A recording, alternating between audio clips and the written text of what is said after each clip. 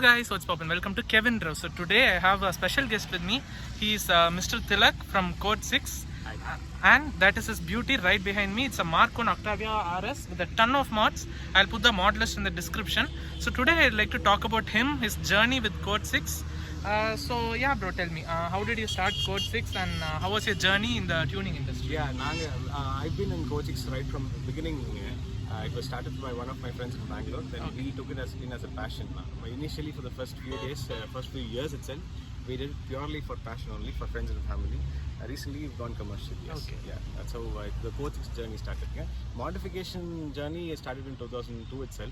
A lot of cars. Previously, I've done a lot of cars mods on it. But in the car is very special for me. Yeah. Okay. Yeah.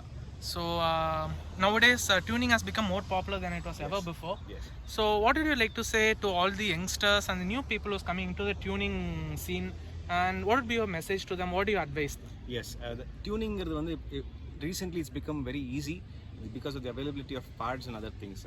What I would request and I would ask people to do is take your time in building a car. The build should be beautiful. It should not just be on purpose. And the purpose if the beauty is achieved, then you like the car more. Indeed. Yeah. So what cars do you recommend to youngsters on a budget to get into the tuning community? Let's say around 5 lakh budget. What are the cars you recommend?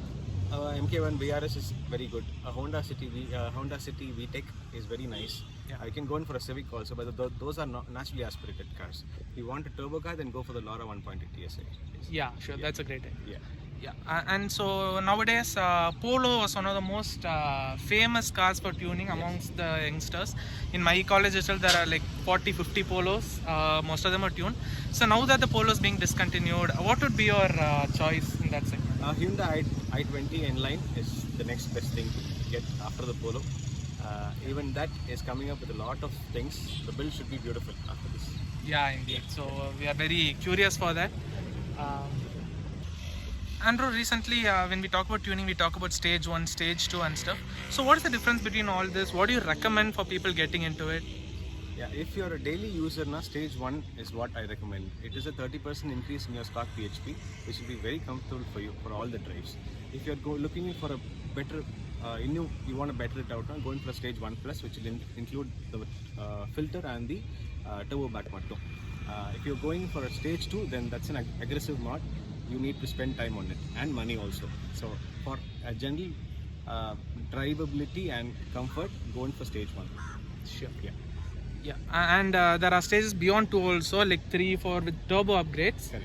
So those are definitely not daily drivable, are they? They are, but you should have the patience to drive it. Yeah. Sure. And the wallet to withstand the problems. Yes, definitely, yes. Yeah, bro. Then usually when we think about tuning, we also think about the reliability of the engine. How long will engine last? What if the car already has a lot of miles on it? So how does this tuning and reliability relate to each other? Yeah, tuning or the basic idea of tuning is you're giving a better breath to your engine. That's all. You're releasing the engine from its stress. So you drive harder, the engine will go harder. You drive as normal as you can, the engine will come as much as you want. I have an Innova, Type 1 Innova. I've done 3.5 lakh kilometers in it. I did the tune in 80,000 kilometers, and you can understand how it has been. All my cars are lakh plus. Tuning is no aversion to it. Okay, that's great. Yeah. So bro, usually when we talk about all this, we talk about stage 1, stage 2, what's the power increase and stuff. But we don't know much about, the common people don't know much about the technical side of tuning. What goes into the car? What factors do you change in the ECU to get the desired power increase? Basically, tuning is only changing certain variables in the ECU. You are mainly focusing on the air and fuel ratio. Air fuel ratio is very important for a tune. Stock tune will have a very consistent power and consistent variables in it. We are only changing it slightly different for the better drivability of a customer. That is what we do. Yes. Okay. And technically, changing these factors will not affect anything in the car. You're only giving it better performance. Of course. Yeah. So guys, this is his car. You can see this is one of the most tastefully modded Octavias, especially the VRS Mark 1s I've seen in India. So now let's go for a drive in this car and see how the experience is. I'll be going with my friend Mr. Motorgeek. So let's go ahead and see how this beautiful car performs. So guys, now we are going to listen to the beautiful pops and bangs and this very sophisticated exhaust that took years to build. So we are going to listen to that right now.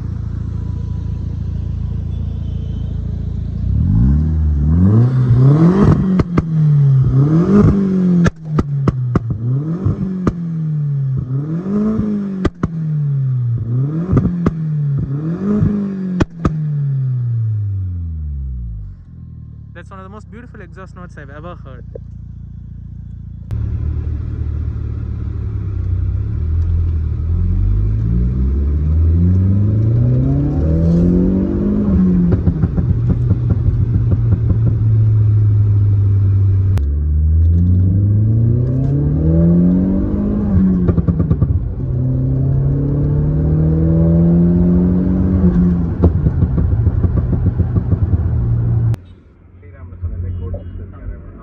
Okay.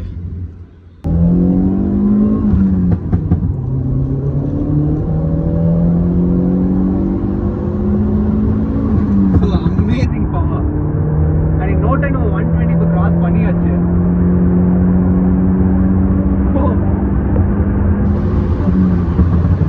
And handling is also the extreme side. Handling வேற level இருக்கு.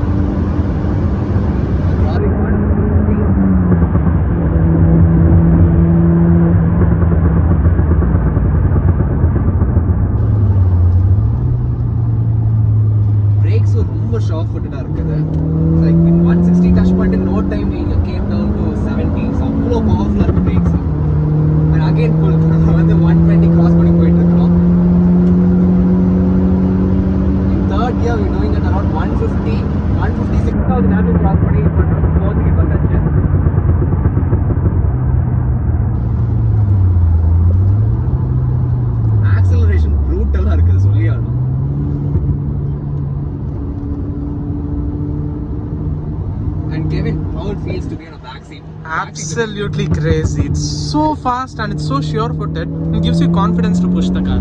Let's go. Amazing pull. Almost 6,500 RPM we are redlining it. Third gear again pulling up to 150.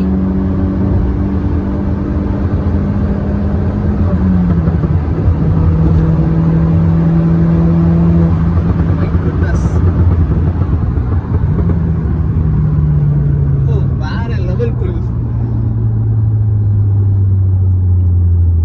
Touch பண்றோம். So எப்படி இருக்குன்றத பாத்துடலாம். Okay. Turbo spool அப் ஆயிருச்சு.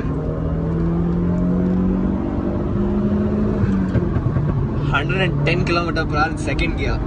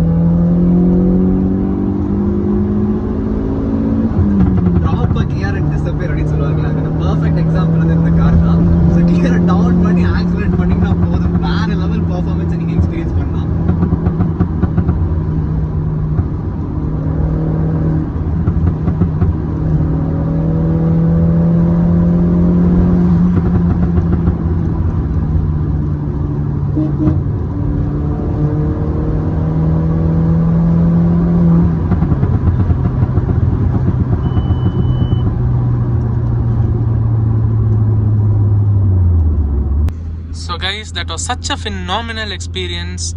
I have never had this much fun in a car before almost. So this car performed fantastically. It was very stable, and once the turbo spools up, it flies forward like a rocket ship. So kudos to you, bro, for building this beautiful machine. Thank you. Yeah, so how do you feel when driving this car, bro? Tell me about your driving experience. It's all smiles when you drive this car. That's all I can say. Yeah. Indeed, that was short and sweet. And yeah, bro, so what mods do you have in this car right now? This car has a turboback exhaust. It has a BMC air filter. It has a blow-off valve. Okay. It also has a fuel regulator. It's a Code 2, stage 2 plus tuned car. Okay. And whatnot, everything is in it. Yeah, all the bells and whistles are in this car already. But it results in such an amazing performance. No matter how much you spend into it, it's completely worth it when you factor in the smiles this car gives you. Yeah, so while we are going in this car, I have some questions for you, bro. Yeah. So first of all, nowadays tuning is very popular amongst enthusiasts, but how do you think we can make this more mass market, and how do we bring awareness to everyone about tuning? Tuning is already available in the market again. It is almost commercial at a major level. Only thing is the awareness of people is still at the lower level. We have to create more marketing places. You know, other states are having a lot of meetups every now and then. Yeah. In our city, it's very less. In our state itself, it's very less. I think we need to improve all that. Yeah. As a enthusiastic community, there should be more community. There should be more forums where people, like-minded people, can come in, can share their thoughts, and that is where it starts to build. Okay. That is how we can bring people the the awareness of tuning and other performance parts. Yeah. And another worry that most people have while tuning their car is the maintenance. So especially in Volkswagen Group cars, already the maintenance is high, and after tuning, how will the maintenance be affected? The reliability will be affected. So what do you think about that? Yeah, tuning will not change any of the expenses on a car. Okay. You are driving a very normal drive now, there's not going to be any issue. Okay. If you are really pushing the car all the time, then yes, that is going to happen in any car. And if it's a tuned car, obviously it will be more. But on a very normal level, if you're tuning a car and if you're driving it normally, you're not going to incur any expenses more than what it used to. That's all. Okay. Yeah. And it also depends on the build, right? Like stage 1, it will be less maintenance than comparatively like a stage 3 with turbo upgrade and everything. Yes, the more number of parts you change from a stock car, you have more expenses to incur. Okay. First one is to build the car. Second one is to maintain it. Yeah. Every time a part which you change goes, you have to wait for the part to come in again. Okay. So that is where your expenses goes up. Yeah, exactly. Yeah. And nowadays turbo cars have become very popular, so most of the cars are tuned at turbocharged, and obviously we can expect more power gains on a turbocharged car. Correct. But is it possible to tune a naturally aspirated car? How do you go about tuning the NA? Yes, we are doing certain naturally aspirated tunes also, but it is limited to that engine specification. Okay. So guys, you would have seen the pops and banks in this car. So I was really curious about how this pops and banks work, especially because nowadays it's become very popular with the tuning community. So how does this pops and banks tuning work, bro? Yeah, pops and banks is more of how to cover better coverage of the car, all of that. So you're sending in more fuel, you're burning more fuel. That is where the pop and bank comes in. Yes. Yeah. So the fuel will be burnt in the exhaust, or how does it? Burning and sending the fuel out. Okay, that's great. So that's the reason for all the flames that we get out here. So thank you for watching this video, guys. Be sure to like, share and subscribe. Be sure to click the bell icon, and I'll see you guys in the next video. Peace.